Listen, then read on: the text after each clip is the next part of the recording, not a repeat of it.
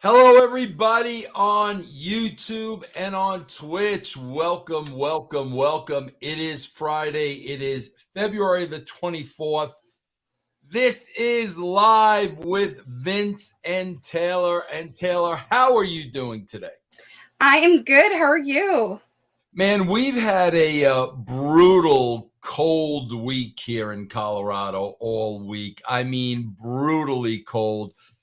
At one point, I think it was at least -7 degrees, maybe even lower. It's been brutally cold. However, this weekend we're supposed to get back up to the 50s, so I'm looking forward to it. How about you? We're doing good over here, just avoiding the apocalypse as we speak and, rolling with the punches. Yeah, it's funny that you say that. Like, I keep reading the headlines, about Russia and their warheads and this and that. And, I get to the point, Taylor, I don't know if you if you feel the way I do, but I get to the point of I get so tired of reading about this stuff. It's like, you know what? If we're gonna blow up the world, and let's blow up the world already. Let's just do it. Let's just get it over with rather than talk about it. Oh my gosh, everything is such gloom and doom every single day. Well, you know what? That's what makes people tune in. Ironically enough, negative news always spreads faster than positive news, which brings me to something that I thought was so ridiculously random that I know it's not on the docket for today, but I thought I would share. Okay, this woman, like, you want to talk about end of the world? This woman who was like a badass granny, right? So unfortunately, she passed away, and she had a funeral. Well, what people didn't realize when they showed up to her funeral is that she had this whole thing planned out down to the last detail. At her funeral, this badass granny, I don't know if I agree with the choice that she made, but, respect the wishes of the dead, literally and figuratively here. She had Ouija boards passed out that said, "Let's keep in touch," at her Oh my funeral. gosh, that's pretty funny. I got to tell you, the best funeral I ever heard of, and this is a shoot. This really happened. This guy that passed away was a huge Pittsburgh Steelers fan. Mhm. And when he passed away at his funeral, where they usually have the viewing, they set it up like his man cave. And they sat So him in a cool. chair with a Steeler jersey and a beer in his hand and the whole 9 yards. I thought, you know what? That's pretty cool. Is that like Weekend at Bernie's? I mean, I got to tell you, man, I would not mind going that way. That's pretty cool. But for you guys tuning in, yeah, for you guys tuning in the first time, let me tell you what I am about to do. I am Vince Russo. This, of course, is the brilliant and vivacious Taeler Hendrix. We do this show every Friday morning about this time where we cover everything pop culture. Everybody is welcome to the show. The show is free of charge. We only ask you, if you like the show, please subscribe to the YouTube channel. Please like the show.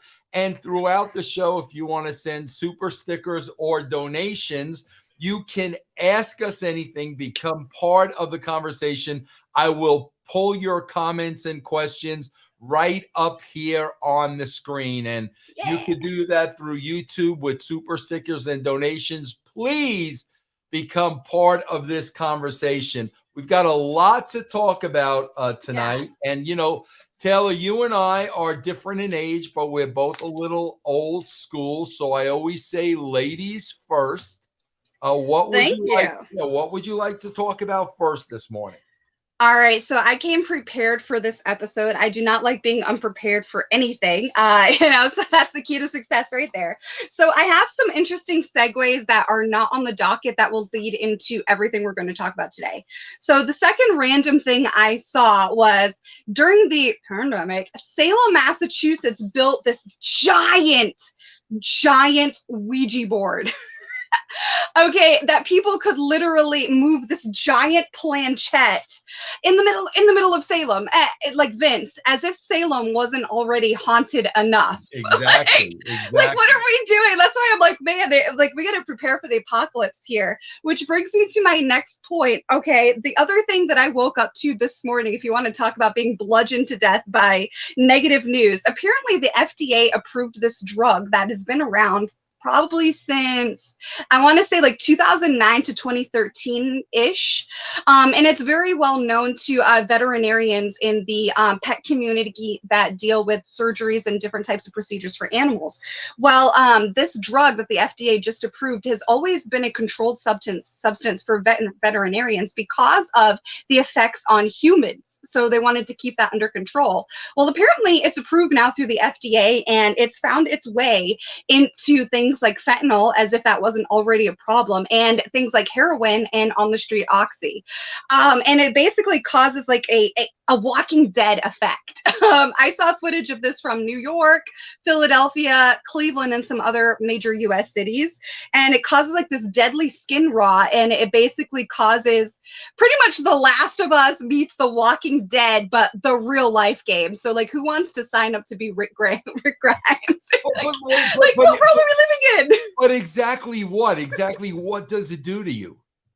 I'm not sure if it has like this neurological effect, but it does in some humans actually cause like a skin rot of your skin. So it's basically like The Walking Dead. So I want to be a fly on the wall in the room that approved this, that somehow led it for it being cut into already deadly things like heroin and fentanyl, which is killing people every single day. I gotta tell you something, because I was starting to question this, but Jeff Lane's been looking like that the last couple of days. So I wonder the rotting skin, So I'm wondering if he may be taking this new medication. And let me guess what the segue is.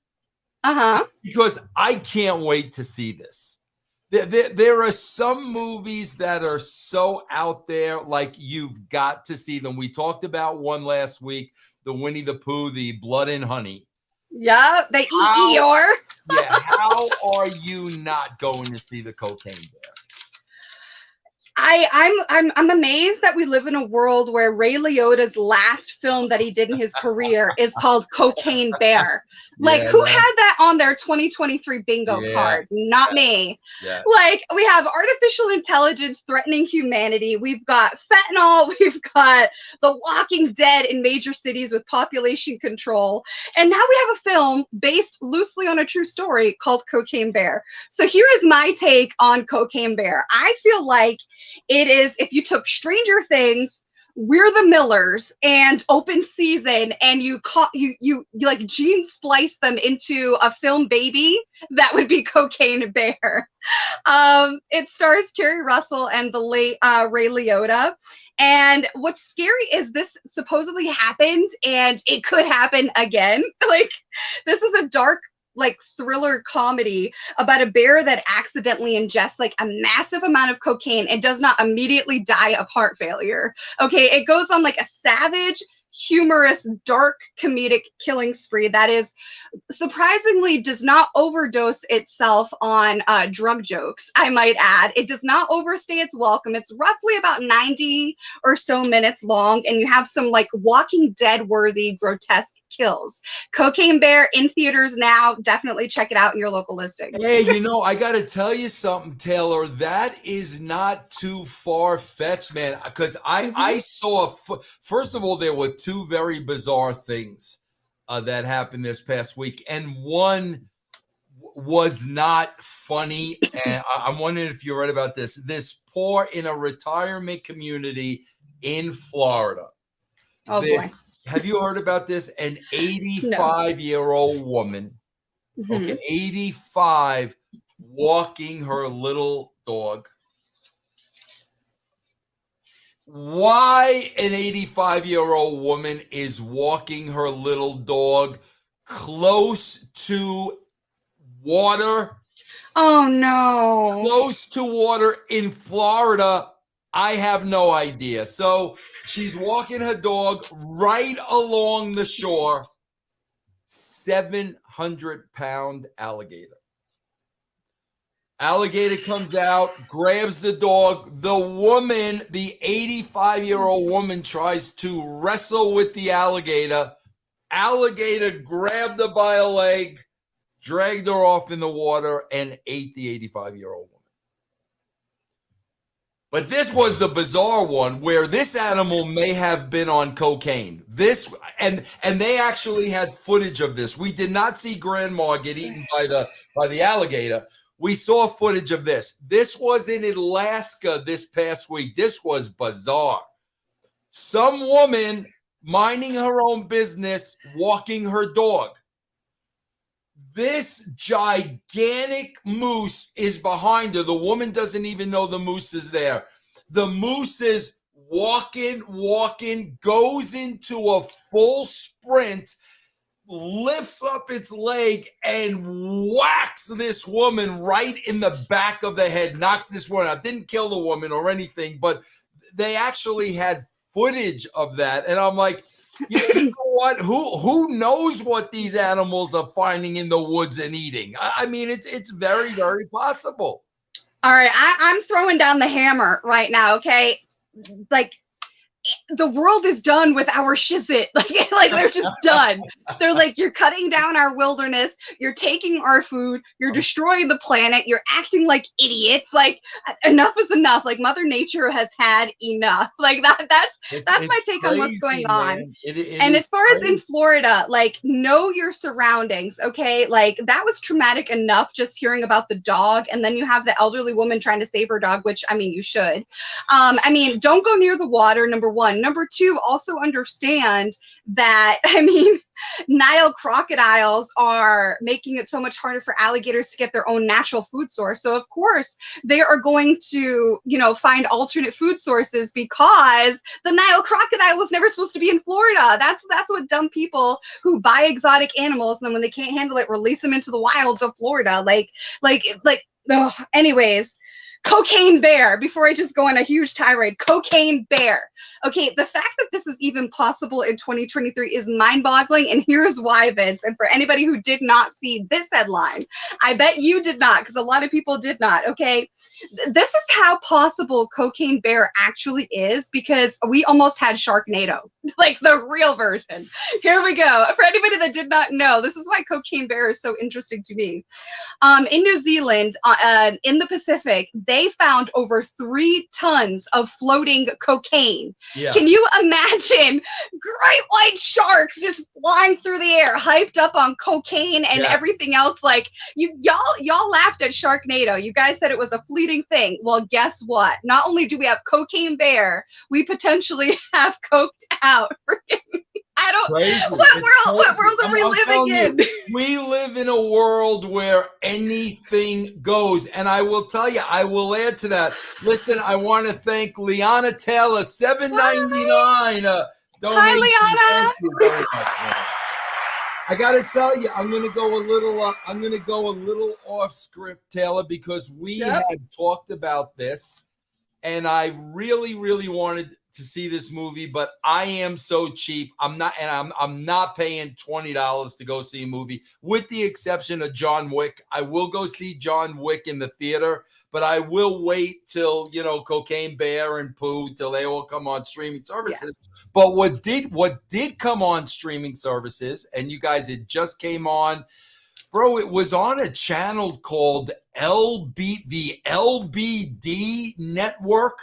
Somebody smartened me up to it, but this weekend it starts on Peacock. I finally got to see Megan. Have you seen Megan yet? Don't ruin it for me. I'm seeing it this weekend. I gotta tell you, man, I a couple of things about that, because we're talking about all this crazy stuff going on in the world. First of all, I did enjoy it very, very much. And I gotta tell you, man, you know, like when we were younger, like Taylor, you know, you can really compare this movie to Chucky, Child's Play. And, you know, you watch Child's Play and you're like, you know, it's a fairy tale. You know, that would have never happened. You know, a doll's not going to come alive. I'm watching this and I'm like, this could happen. Like this, in this day and age with AI, this very, very well could happen. But I got to tell you, man, usually, I want to see a horror film, and 95% of the time it's thumbs down. The last Halloween had got me. I was so pissed off. You're the worst. But Megan was good. I enjoyed Megan. I enjoyed watching it. They definitely are going to make a sequel to this movie because it made a lot of money. But yeah, you guys can check that out. It's on this weekend on Peacock. All right, what's next, Taylor? I bet money you're a person that sees plot holes instead of just enjoying the ride of something like that. I do. That's you. I do. I can't help it. And once I see that plot hole, they kind of lose me. But I enjoyed Megan a lot. There were plot holes in it. Don't get me wrong, but I did enjoy it a lot. But I think what's scary, Vince, is that is possible because of what we're about to talk about, which is artificial intelligence. Yes. But I do want to give a follow-up point to you mentioning Chucky, because as you guys may or may not know, I'm a huge horror fan. I grew up in a haunted house. I've always been very, in tune with that kind of stuff, and it was scary growing up. So what a lot of people don't actually know is Chucky wasn't just a fantasy. That was actually somebody's reality. Chucky is loosely based off of a real story of a real doll that was haunted and that was passed down and left in a home that somebody else actually moved into.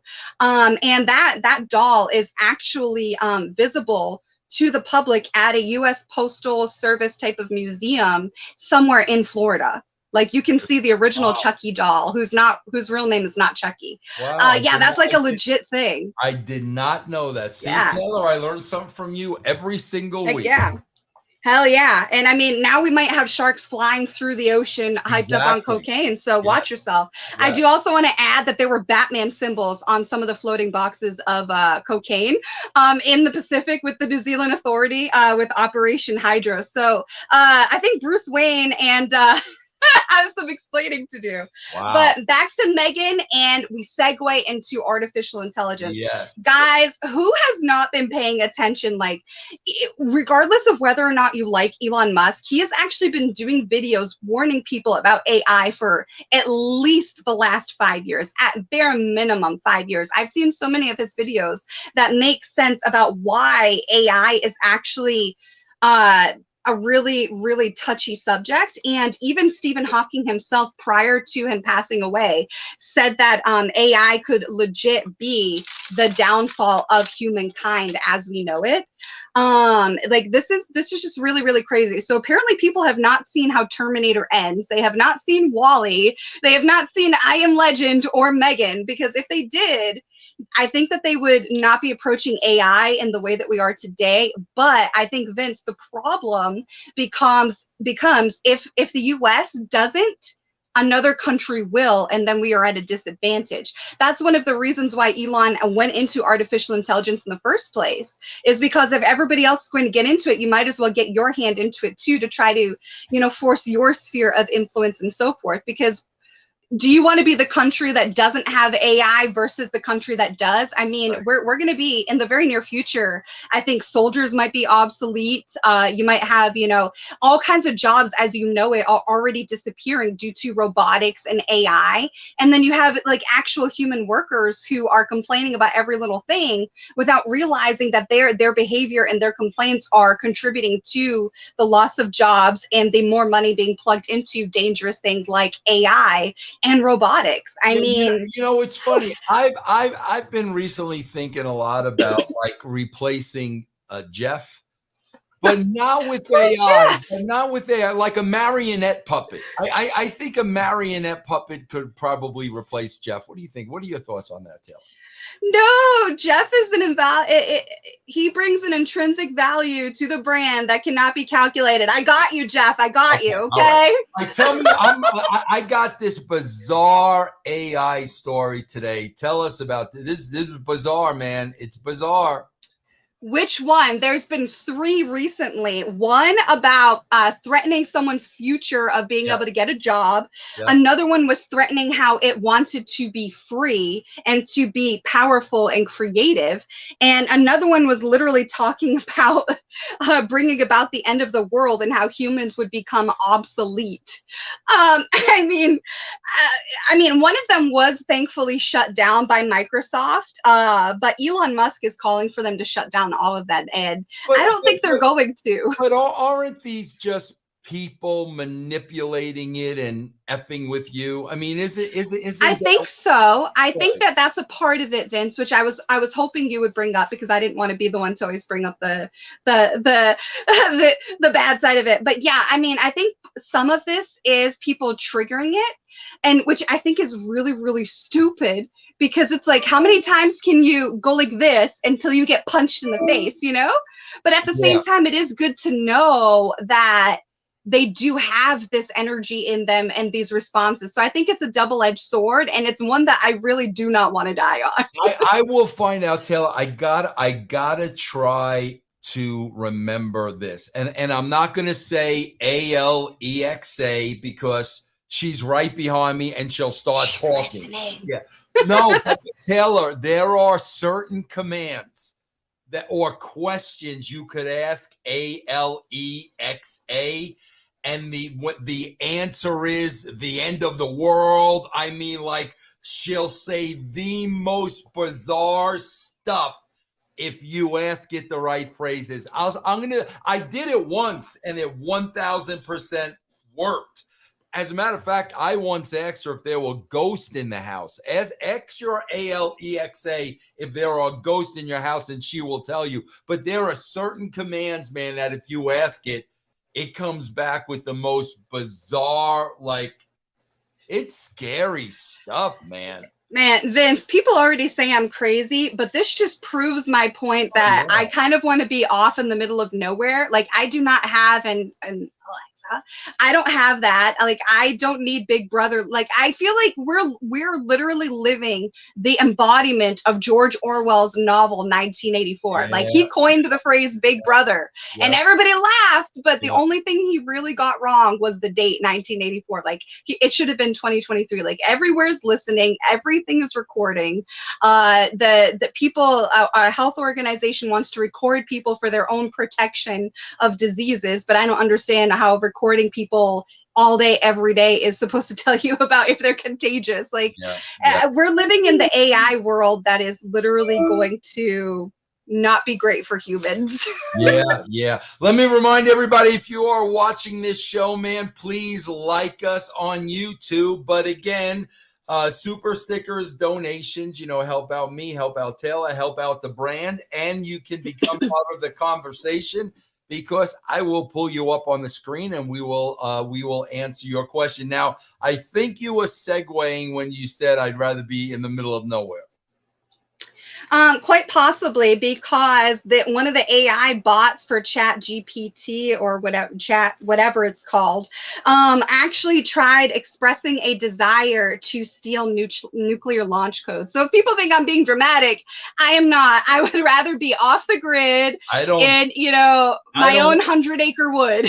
I don't think you are being dramatic at all, man. All this stuff is real. People, listen, I understand completely if you don't want to believe it's real, but just because you don't want to believe it's real doesn't make it not real, man. You got to pay attention to this stuff, because this stuff, Taylor, is happening right in front of our eyes, and we're ignoring it like, come on. Seriously, I was in Atlanta when they brought, was it Ebola virus? What was it? They brought something contagious to the CDC while I was in Atlanta. And I remember calling my mom. I was like, Mom, this is how The Walking Dead started. Like, shit. And that's where it started, right? In Atlanta, right?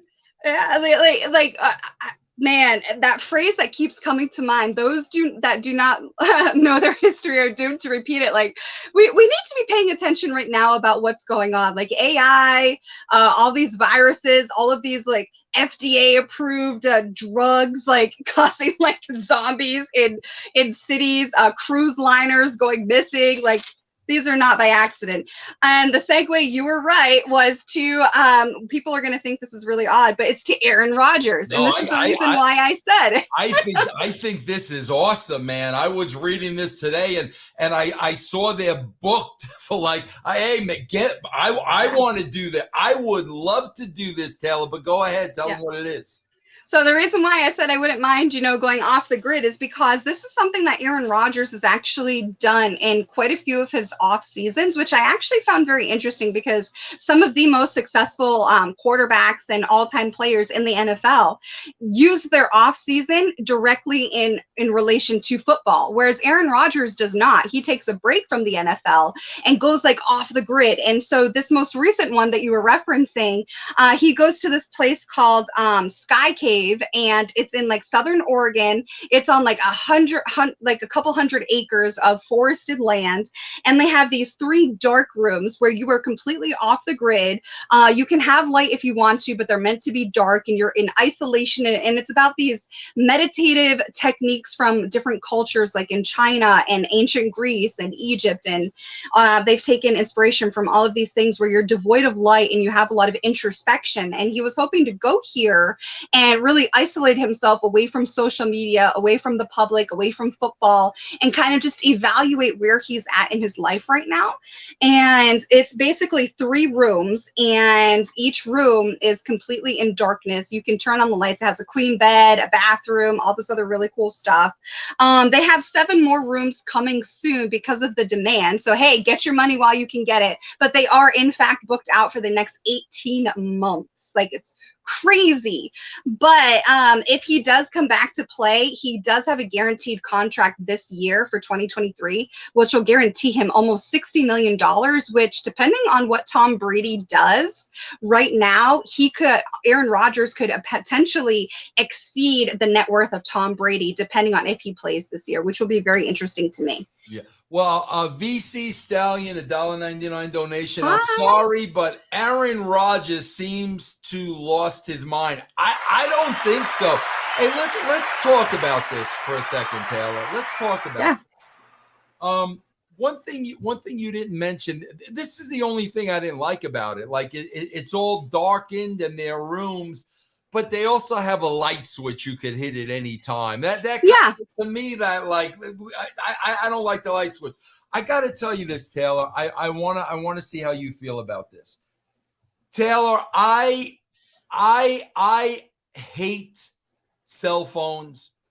I remember the answering machine. I remember the phones with the long squiggly lines. I remember, if somebody couldn't get a hold of you, they couldn't get a hold of you. I remember all that. And I prefer that to walking around with a cell phone 24/7. And I got to tell you something, Taylor. I got a 92-year-old dad, and he lives in Florida. He lives in Ocala, Florida. So being that he's 92, I always worry something's going to happen to him, and I live so far away from him. And I swear to you, that is the only reason I have my phone on me all the time. If it were not for my dad, man, I would leave my phone home, off, separated from me as much as I possibly can. Now, you seem to be the type to, lay low, maybe be a little hibernation. You like your space and your free time and your quietness. Are you one of these people that would prefer to turn the phone off, or are you 100% dependent on that phone? Yes and no. Yes and no. I found this really good ability to just not look at my phone when I don't want to be around my phone. My phone's always on silent. I do not like the noise of electronics at all. So that's what I do. I find I can ignore my phone if and when I want to. And I think that that's one thing that I will put myself over for, is because no matter how much hate I've ever received on social media, I never deactivated my Twitter or my Instagram. I never went for long hiatuses or whatever. Like, I've always just been really much about being free with my authenticity. And I think that that translates to also how I use my phone, because I'm a klutz. So I could not spend, a weekend in a dark Hobbit hole like Aaron Rodgers. I would trip over something. I would hurt myself.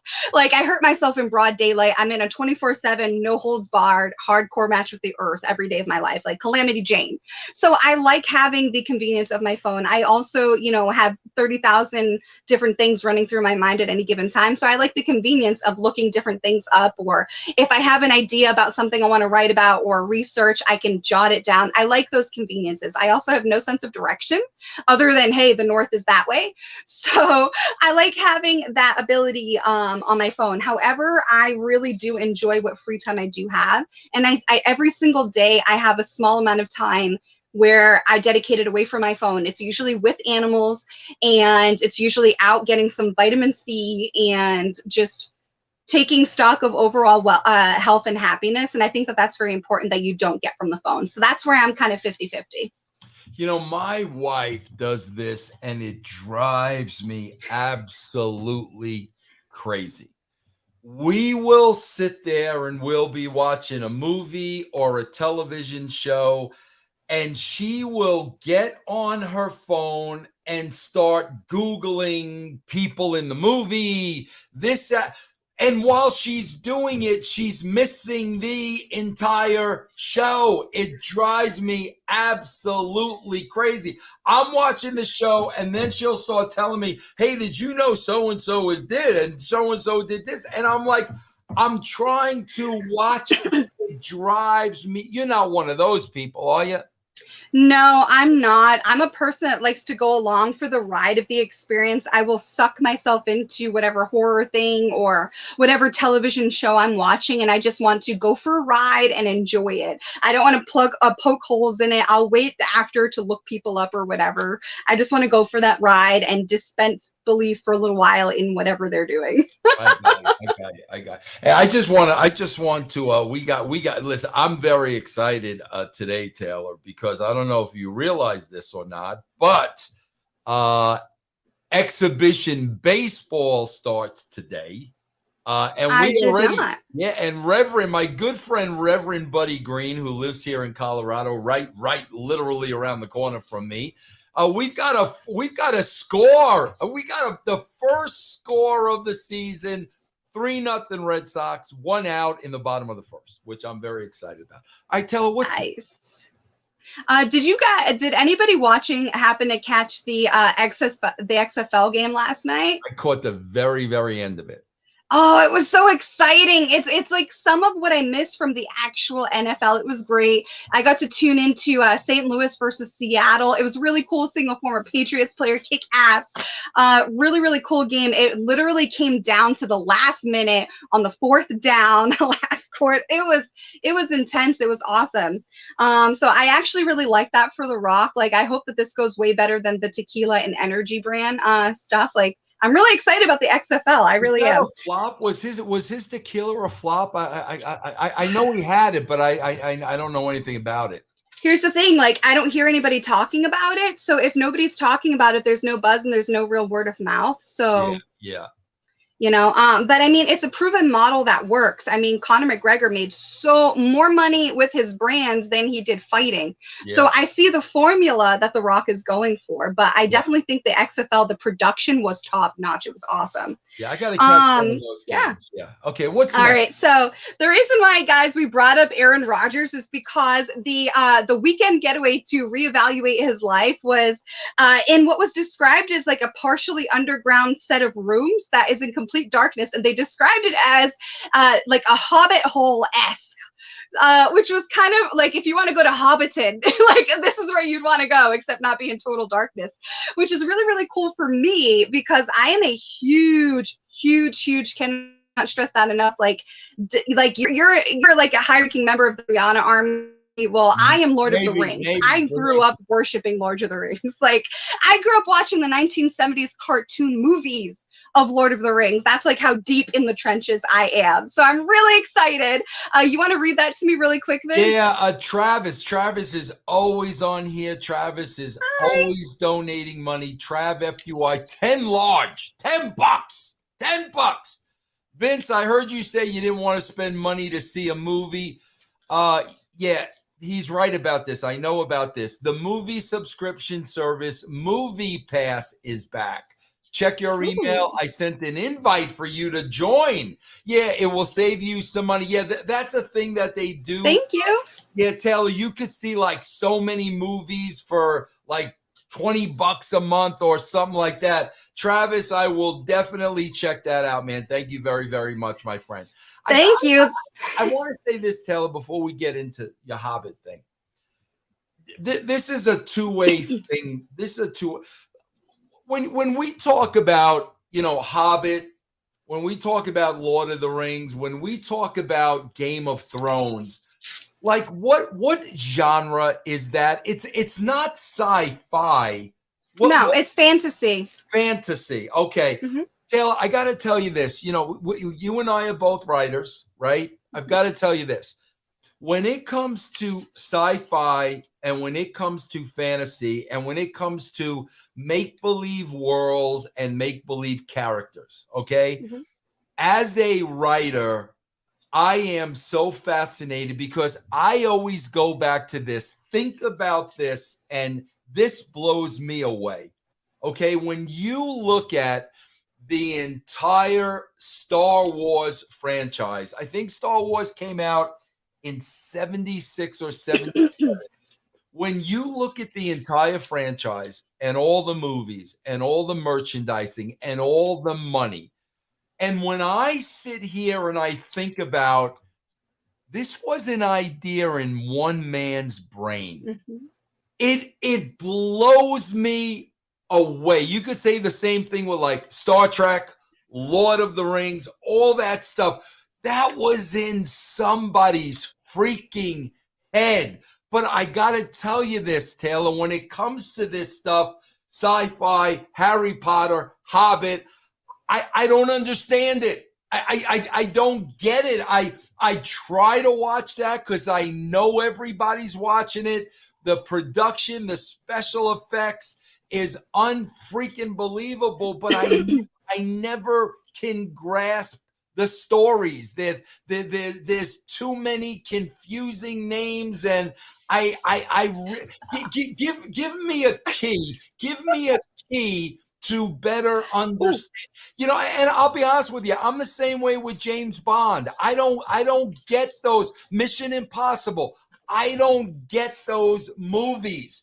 What do I need to do to be able to enjoy these movies? Oh man, you just killed my soul. I try, but I try, Taylor. I watched them, and I'm like, what the heck is going on here? Like, they're not easy to follow. I feel like I'm like the Wicked Witch of the freaking West over here killing my soul. What am I missing? They're very hard for me to follow. I think it's less about following and it's more about just turning your brain off because you're a very high functioning person and just going along for the ride, the experience. For Tolkien, especially, I would say his work is so much more in depth than a lot of other people's work. I mean, he created actual languages. He had linguistic skills that are just, to me, unmatched. He created actual real languages for Lord of the Rings. And all of this creativity came out of a children's story that he he used to use for his children at to go to bed. Like think of the mind that had to create that, right? Unbelievable, And man. he was a part of a writing circle with the with fellow author C.S. Lewis, who wrote The Lion, the Witch, The Chronicles of Narnia. And so they all helped each other with all of these different stories, and just to be a fly on the wall in a room full of just impeccable talent like that would have been just amazing. But for me, I think following along, it really depends on what you're watching. I did not think Harry Potter was hard to follow. Game of Thrones towards the end was difficult because they were trying to shove too much into too little, which is very disappointing. I think I think that was a big mistake. It was just, it's like when they pump out too many movies for the cash grab, and they don't pay attention to the details and don't work through the intricacies and everything like that. They just do the special effects, and they forget about the art of the films and the stories themselves. Yeah. For Lord of the Rings, I think that was an issue to a certain extent, because you can only make a film so long before people just give up, right? And the films were already long, but the books had so much depth and so much story.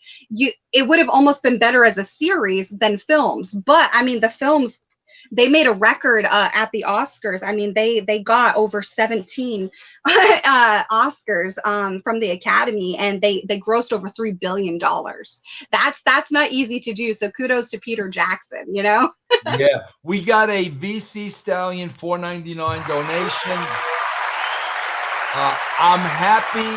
I'm happy to see Taylor on here. I always thought Taylor was great as a wrestler and character, and happy to see she's great as a person as well. You're gonna make me blush, guys. You guys don't know this because I'm gonna come clean now, because I'm very transparent. This isn't Taylor. This is an AI version. Oh gosh, I can already see the rumor mill of the internet wrestling community. Go ahead, because I know you love this topic. I know you love to talk about it. So go ahead. Vince, this is my bread and butter. I love fantasy so much. I think it's because of the way I grew up. I was always looking to escape. Jeff says that too. I love fantasy, but I think it's a different kind of fantasy with Jeff. But go ahead, Taylor. So you love, I mean, you write children's books. Of course you love this stuff. I do. I mean, who would have thought a sloth could race in race cars? Right, I don't know. I don't know. I just love it. I always felt it was a really great means of escape for me because of my childhood, and because my mother wrote her own book, like when she was a teenager, Mama Hendrix, she grew up not very well off, and she read all the books in the house, very similar to Matilda, and they didn't have a library card or whatever. And so my grandmother told my mother, well, why don't you write one? And so my mom did, and she wrote her own fantasy book with languages and characters and all this other stuff. So to me, I was always very fascinated. The Never-Ending Story, Lord of the Rings, Harry Potter, like all this stuff, like to me, it's just amazing. So to see the fact that Lord of the Rings is back in the conversation, I'm excited, because I was I'm still so angry at Amazon Rings of Power. I will not watch it. I'm so mad. Last year, not this past Super Bowl, but the Super Bowl before, they dropped like one of the official trailers. I was so pumped for it. And then just seeing how not just woke, but also how not true to Tolkien it actually is. I'm just like, why would you buy the rights to something and not bring the true essence of the person who created it in the first place? And it's like the most expensive show ever made thus far. So it's like, what are you doing? Like, why? And they still, so here's what's going on, guys. Before I just go on a huge rant that'll take the rest of the episode, I will stop myself. Basically, what's happening for Lord of the Rings and why I am so jazzed is because the people that originally helped bring you the original Lord of the Rings films with Peter Jackson, they are back in the conversation. So Warner Brothers and New Line Cinema have come to an agreement for a multi-year deal. Now, this has been very hard for any studio to do because Amazon right now holds the television rights to Lord of the Rings. But that does not mean anything about films. So we're going to get some brand new films from Lord of the Rings. Now, I think people were confused because they're thinking it might be a remake. I don't think it is. I think they're going to explore other characters in the realm of Middle-earth, because there was so much that you couldn't actually put into the 3 films for Lord of the Rings. Okay, you have the Fellowship of the Ring, the Two Towers, and the Return of the King. Two Towers was like a complete fabrication. So much of that film didn't actually happen in the books, okay? And who originally rescues Frodo didn't rescue Frodo. They switched stuff around. So I'm very curious to see which characters they pull inspiration from and what stories they actually want to tell. This is a multi-year deal with multiple films at play, but they have not actually disclosed what they're going to be yet. And what's very, very interesting, in my opinion, is the person who brought this news to light was during a stock shareholders meeting for the quarter, which is David Zaslav, who was also cited as one of the people behind what was going on with the Black Adam stuff before the new co-CEOs took over for DC Comics. So I'm very curious to see how this is going to go. I think this could be a very big hitter for HBO, considering how much money they are losing right now, and I'm talking like hundreds of millions of dollars. And so since Warner Brothers and Discovery, you know, this could be very, very interesting. But I am so pumped for this deal. And I did find out today that there's supposedly an anime film in the works for Lord of the Rings, and I do not know how I feel about an anime Lord of the Rings. It's supposed to be called the Lord of the Rings, The War of Rohirrim. So I don't know how I feel about that. I think like just stay in your lane. But other than that, I'm so excited for this, Vince. We have a dollar donation from XBV, just because, I guess, Taylor. A very nice dollar donation. Yeah, Taylor. Man, there are just certain genres I can't get into, and that's one of them, man. Well, to each their own, I guess. You know, some people really love sci-fi, and other people love, you know, fiction. So, you know, it is what it is, right? You know, to each their own. I think that's a lost art in today's society. To each their own. Yeah, I'm with you on that. Now, do you want to talk a little bit about, because you just talked about HBO losing money? Do you want to get into that? We talk a little. See what I did there? You've set up every story beautifully today, so that's why I knew where you were going. This is very interesting because I got some mixed feelings about this story as well. So go ahead. I do, Vince, and I think that this could be a really, really bad trend, because we've already seen how old Hollywood operated. You know, everything that you possessed as a person, as a creative being, it all went into your art. Films were an art. It was a story to be told. You know, you had a real certain level of talent and professionalism, the likes of people like Betty Davis, okay? You had William Wyler, you know, just that, like Alfred Hitchcock, like there was just so much amazingness. Like you had to have you had to possess a certain innate talent at a certain time for Hollywood films. Okay, now today they're not focused as much on the art of it. They're focused on how much it makes its opening weekend. And I think that drastically affects the quality of certain things, okay? And I think that that's what is relevant to this story about how much HBO is actually losing, and how it kind of ties into Netflix and their trend of canceling shows either after one season or before you even get to see it, you know? So here's what's going on, guys. HBO officially cut ties with one of its hit shows called Westworld. Now, it was supposed to be viewed for season 5, okay? And the original people behind Westworld had planned Westworld to be a 5-season show. So it's kind of interesting that they just missed the mark. Now, Westworld was a very big hit, like I was saying, for HBO, and they finally cut ties and moved the actual seasons to a completely different platform, from what I understand. And one of the reasons why they cut ties with it was because it was costing so much money to make. Every single season dramatically escalated the budget. So season 1 cost $88+ million. Season 2, $107+ million. Season 3, over $100 million. And then season 4 came in at a record of over $160 million. And it is cited that season 5 was going to cost exponentially more than season 4, which came in at over 160 million. You have to wonder, number one, how much money is it bringing in? Number two, where is the money coming from? Number three, the return on the investment. And number four, is it really worth it? Now, since they cut ties, though, they're still losing hundreds of millions of dollars because of Westworld, because of the way the contracts were written, Vince. They're still having to pay the actors that were involved for season 5. And that's not chump change. That's a lot of money, hundreds of millions of dollars. Like, some people never see that in their lifetime. And this was just for one season of a show. So is this a tax write-off like we saw DC Comics do with Batgirl? Or like, how are they planning to recoup these losses? Like hundreds of millions of dollars. And then we're seeing this become a trend.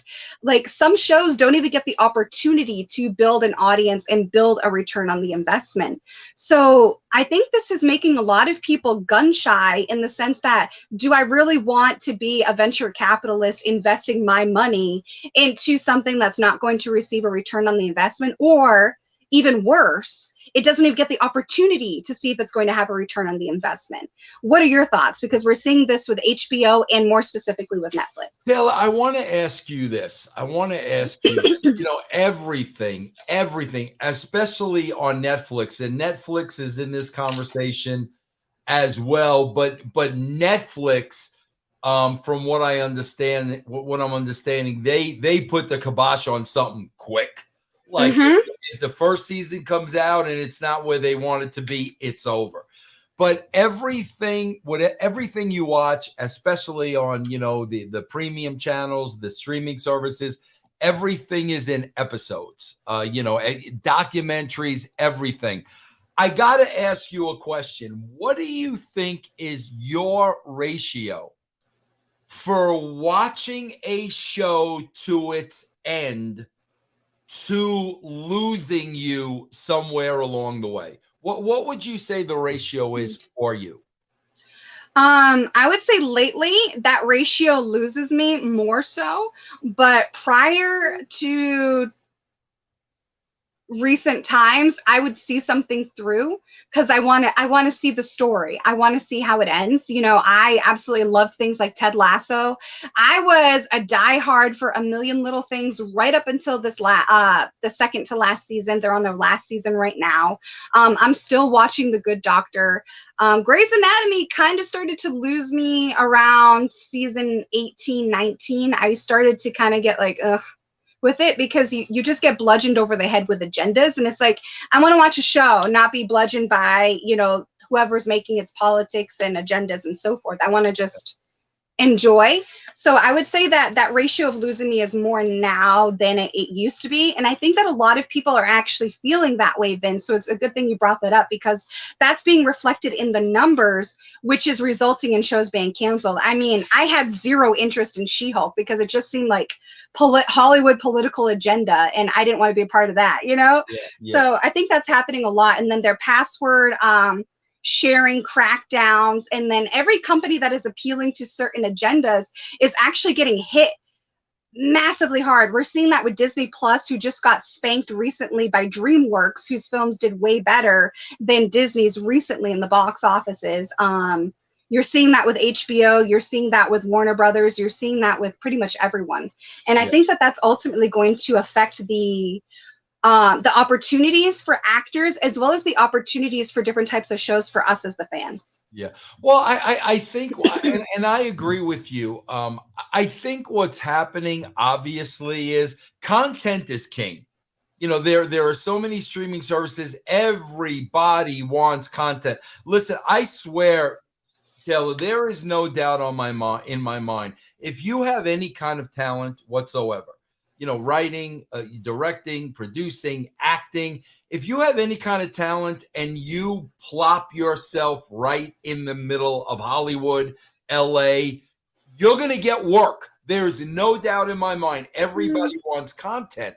But I think that is the problem. There is such a need for content with all these streaming services, but we're not getting good quality content. And you're trying to stretch out this content over seasons, but it's not strong enough. And usually maybe after 1, 2, or 3 seasons, while you're trying to keep this thing going, it doesn't have the legs to keep going, because I'm like you, man. Many more shows lose me than I will stick to the end for. I mean, I would say if I watch 4 series, 3 of them will lose me. I will stick with one. 3 of them will lose me. And I think it's because it gets repetitive. It gets boring. They're trying to stretch it out, and you can tell they're trying to stretch it out. And it almost gets to the point where, like, nothing is happening here. It's time to move on to something else. So I think that is part of the problem. There's just too much content. With all this content, it can't all be good. I agree and disagree. One, I think talent doesn't mean shizit. In Hollywood, especially in Los Angeles, millions of talented people go there every year in the hopes of becoming famous in Hollywood, but only a select few make it. And it's not necessarily because of talent. It's because of who you rub elbows with, or some of the things that you're willing to do that maybe somebody else isn't. So you have to allow for the variant of that, because millions of people that are talented every year go there. I don't think that that's the flex move that it used to be, because to your point, wanting content, you don't need to be in LA anymore. I mean, you just don't. And also, to your point, everybody does need content, right? Every streaming app, they want content. However, if you notice, it's a lot of the same people getting a lot of the same kinds of content, because there's a lack of originality. And streaming platforms, I think this is a major problem. They all want content, but then they're canceling stuff, and then that looks bad on the people that were involved with it. So then that hurts opportunities. It hurts people wanting to invest in these projects, right?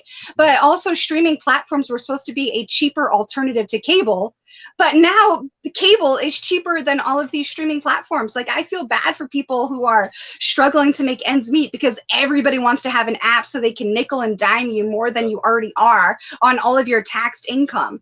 Like, and then you got to pay a tax on this, and then you got to buy this platform, and then that's taxed, and then and then also too, you have all of this content bashing you over the head.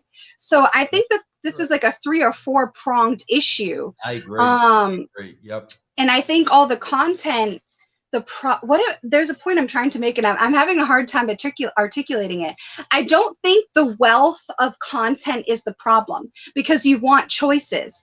What I think is the problem personally is, I think 1 or 2 of your projects can afford to lose and give time to win, if you have other projects that are pulling their weight. Yeah, no, absolutely. Squid Game pulled its weight.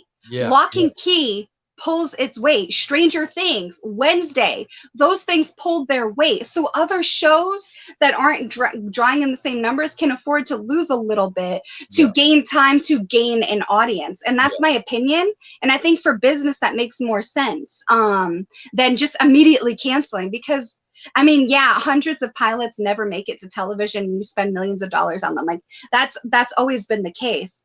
But I think we need to give a little bit more of a chance for certain things before we just pull the plug and cut ties. Yeah. No, I hear. Yeah, that's tough though. With man, that's tough with a company like Netflix, when there's just so much. I can't believe, man, because, you know, I mean, I got my live. Do you have the mic? Do you have the remote you talk into? You have one of these bad boys? Yeah, I have the Amazon one. Yeah. I love this. You know, every night, Netflix. I can't believe there's new stuff on there every single day.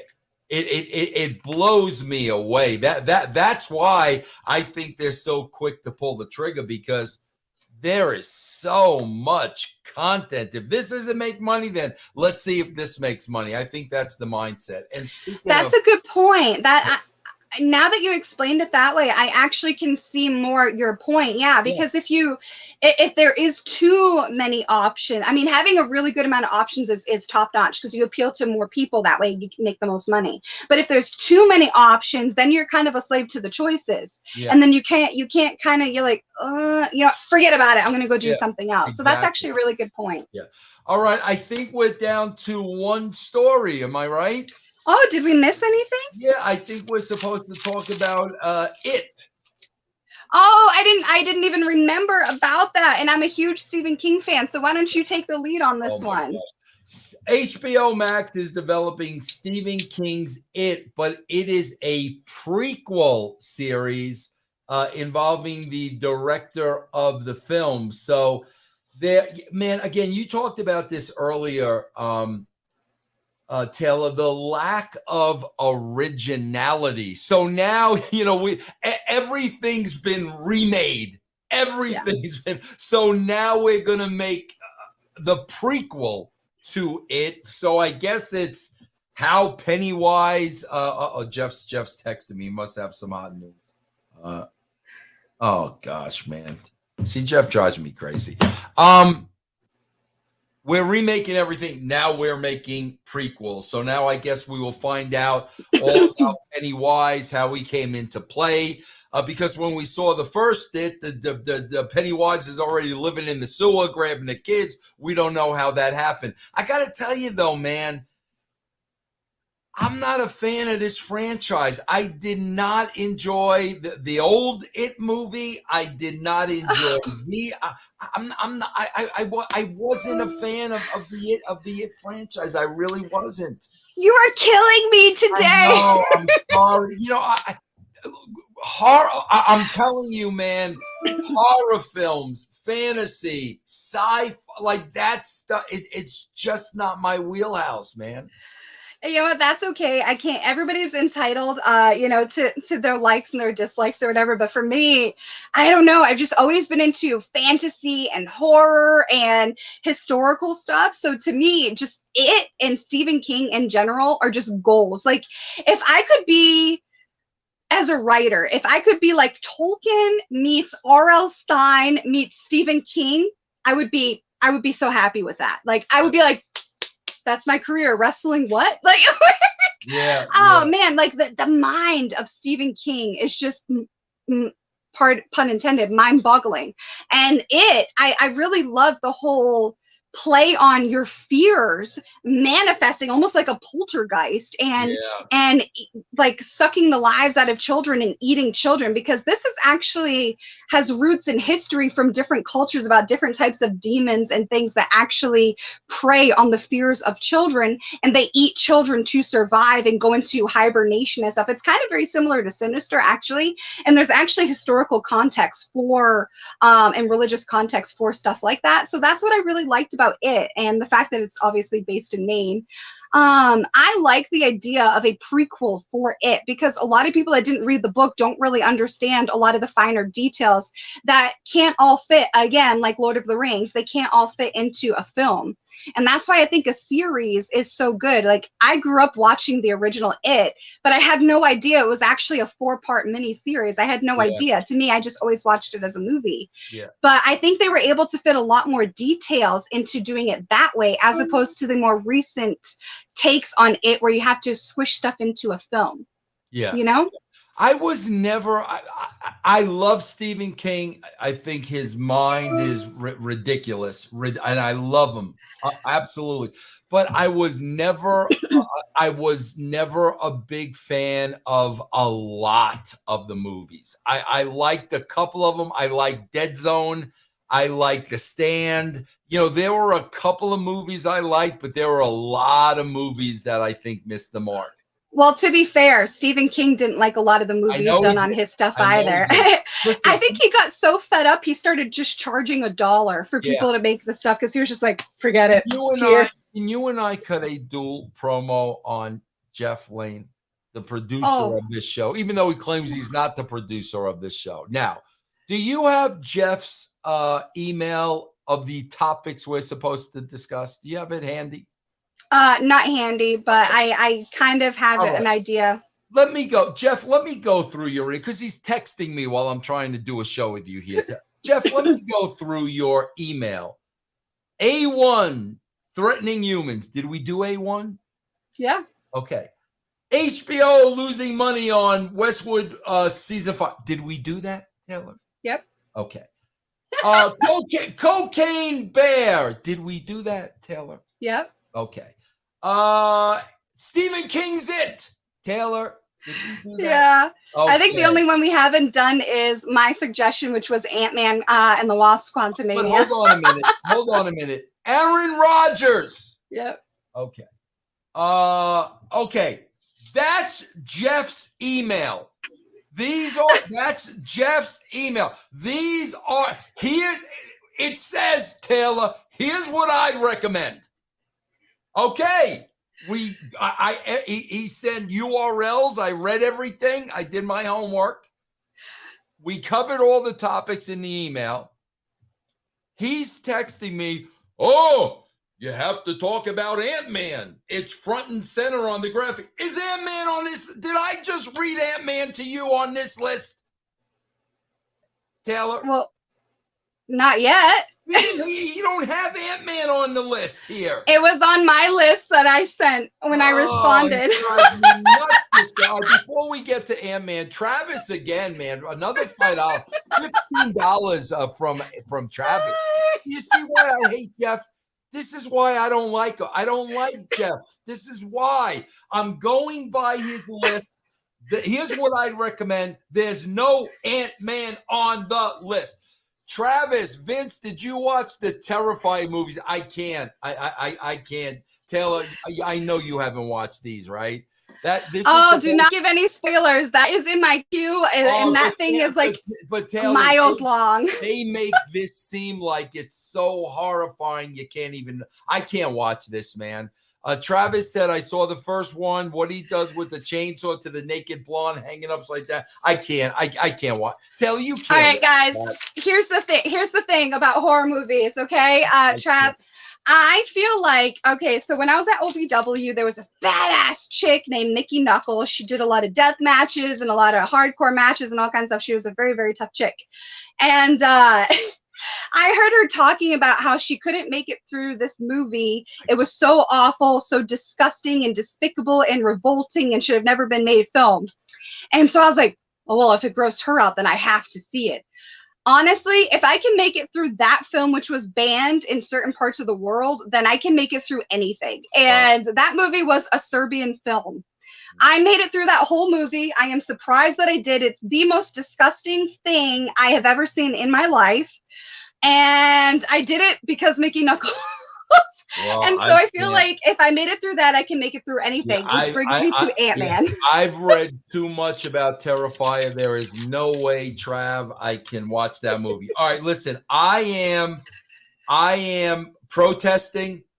I am not talking about Antman because it's not on the list. So I am going to let you take Antman away. Go ahead, Taylor. All right. It was on my recap list, but that's okay. I don't mind. All right, guys. Antman and the Wasp: Quantumania. It's the third installment in the Antman franchise is officially out. Its opening box office weekend domestically as well as globally was a big success for the franchise. It is the biggest moneymaker for Antman thus far. So huge congratulations to the cast. You've got Paul Rudd, Evangeline Lilly, Michelle Pfeiffer, and more. Just a real epic cast. They did not have really high goals for this film, which is surprising because considering the budget was $200 million. So far, they have been a success. They have gotten over $359.3 million worldwide. So that includes domestic and international, which means they have made their money back. When you figure in taxes, marketing budget, and all this other stuff, just to make even, they have to make almost double what they spent. So they're doing very, very well right now. They were #1 in the box office, and trailing just behind them for the 10th week in a row was Avatar: The Way of Water, which is now, I think, the third top grossing film of all time. Really, really cool for Antman and the Wasp. I like their story. They're one of the few MCU films that are actually like you can take your kids to it and not be like too concerned about language or too much violence or something. It's a good family story. I really, really love it. I'm really, really excited for this film. There was a little bit of controversy, though, in regards to Ant-Man 3, because some of the people that were on the visual effects team had a lot of complaints working on this because they felt MCU and Disney really did not make Ant-Man and the Wasp a priority. They felt that Black Panther Wakanda Forever got 3/4 of the budget and most of the resources. They said, quote, in terms of priority, Black Panther Wakanda Forever was definitely at the top of the list. All the money went to that. All the best resources went to that. So I was very curious about the budget for Black Panther Wakanda Forever versus Ant-Man and the Wasp. And Ant-Man and the Wasp Quantumania had a $200 million budget, and Black Panther Wakanda Forever had a $250 million budget. So there was a difference of about $50 million. So I'm not really sure how I take that comment from the visual effects, some anonymous visual effects people from the film, because I mean, $50 million, yeah, that's a lot of money. But the way the comment was made from those individuals, it sounded like a much higher number, like $150 million or something astronomical like that in comparison to 50 million. And what's very interesting to me about Ant-Man and the Wasp Quantumania is the fact that it had the second lowest critics rating of the entire MCU. That's what I was going to say. I'm reading a lot of this on Ant-Man. Yeah. I'm reading a lot of thumbs down. Yeah. But here's the thing. The only film from the MCU to get a lower rating than Ant-Man and the Wasp Quantumania was Eternals. Eternals got a 47 from Rotten Tomatoes, and Ant-Man and the Wasp Quantumania got a 54% on Rotten Tomatoes. I have a theory about this, and I could be wrong, but this seems to be a pattern lately with things like Rotten Tomatoes and other critic websites versus the audience ratings. The audience ratings for Ant-Man and the Wasp Quantumania is like 80-something%. So a lot of people that were not film critics actually really enjoyed Ant-Man and the Wasp Quantumania for what it was. So I think if you don't have enough woke stuff, you're getting much farther down ratings from critics. Oh, wait, I got to play this sound effect because this is a little C theory. When we have a C theory, we play this effect. So this is your theory. If it's a little woke, you get higher ratings. But meanwhile, the viewing audience does this. Yes, whereas you flip the script when it's less woke, it seems that the ratings are higher from the general public versus the you saw this with Amazon Rings of Power.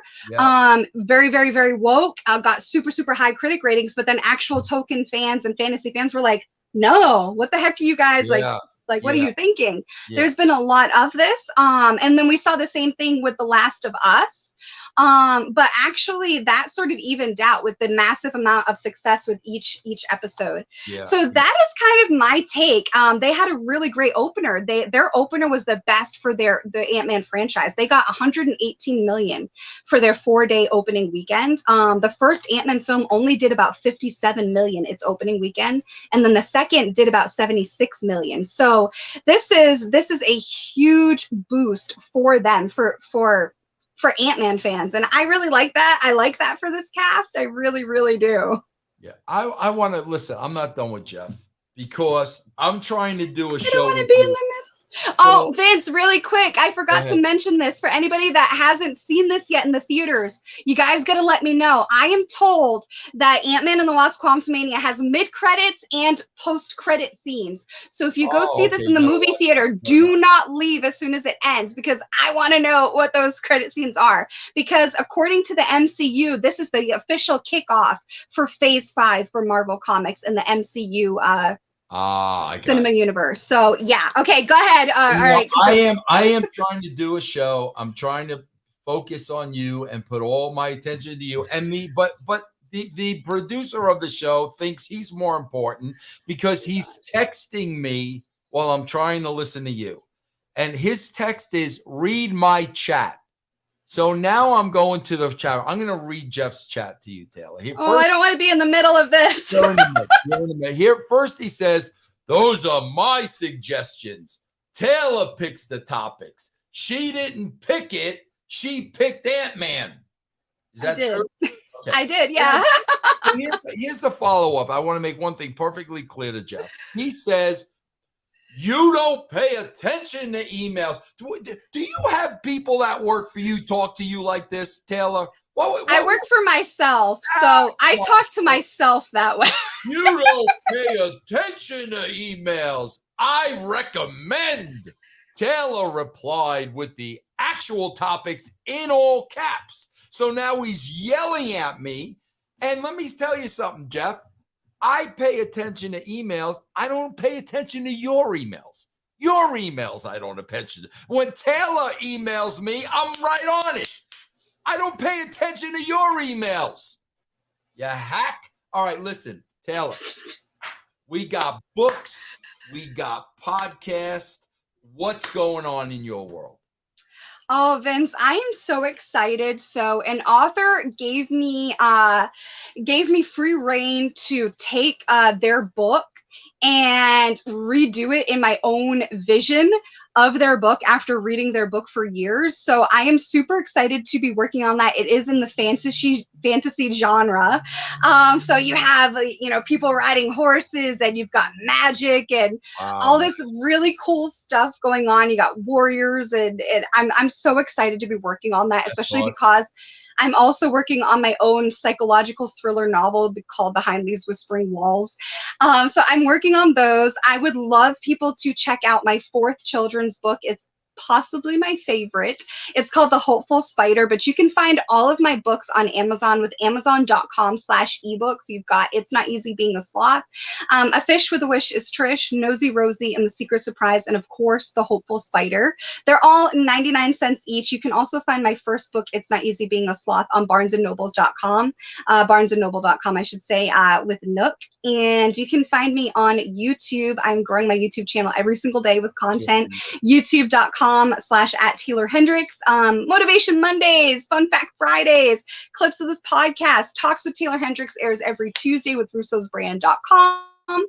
You can join me for Q&A Wednesdays on my YouTube channel, which will also potentially get featured on said podcast. And of course, you got the Brand Live with Vince and Taylor every Friday. You can find me on Cameo. Every Cameo you guys order through me helps me donate to various charities like the Progeria Research Foundation, Wounded Warriors Project, the ASPCA, St. Jude's Hospital, and so much more. And of course, you got t-shirts like this on prowrestlingtees.com/Taeler Hendrix. No, move your hair. Let's see that t-shirt. Yeah. Oh, wow. That is really nice.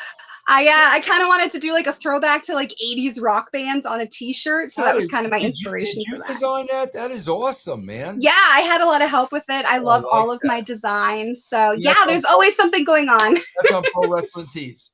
Yep. Okay, Taylor, let me ask you this before we wrap up. Mm-hmm.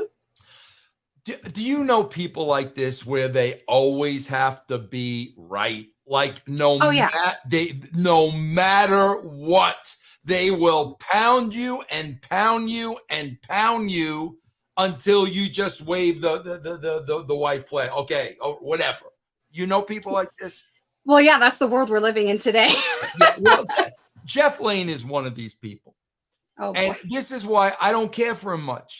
I don't like Jeff. I never liked Jeff because now he won't stop beating this horse now, because now he's saying, you read mine. You didn't pay attention to Taylor's, or you would have talked about Antman and not it. Taylor, did we talk about both? We talked about both. So what is he complaining about? Am I right or wrong?